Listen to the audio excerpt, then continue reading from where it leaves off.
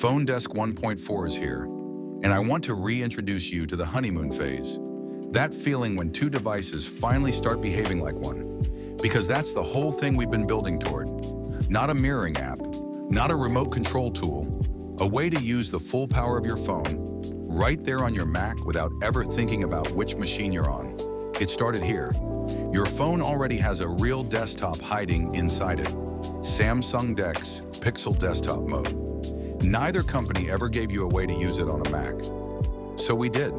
One click from the menu bar, and that desktop opens as a normal, resizable window on your screen. Then we turned it around. Your phone becomes a real second monitor for your Mac. Not a mirror, an actual arrangeable display you can drag windows onto, over USB or completely wireless. And now the part that ties it together. Move your cursor to the edge of your screen, and it keeps going, straight onto your phone. No window to click first, no mode to switch into. Your keyboard just follows the cursor over.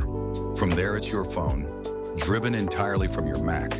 Open an app, resize it. Drag that app's window right off the phone and onto your Mac's display.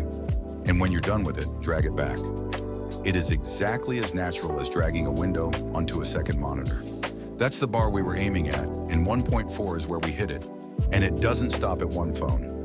Line up 2, 3 of them. Your cursor glides from one phone's screen directly onto the next without ever passing back over your Mac. One keyboard, one trackpad, every device in front of you. Here's the part I think actually matters. This isn't a bigger screen, it's a second computer you already own, doing its own work on its own silicon. Your phone runs your phone's apps on your phone's chip. Your Mac keeps its memory and its cores for your Mac's work. Nothing is being streamed from one processor and squeezed through another. You're not stretching one machine thinner. You're putting two of them to work at once and moving between them without friction. That's PhoneDesk 1.4. It's a free update if you already own it.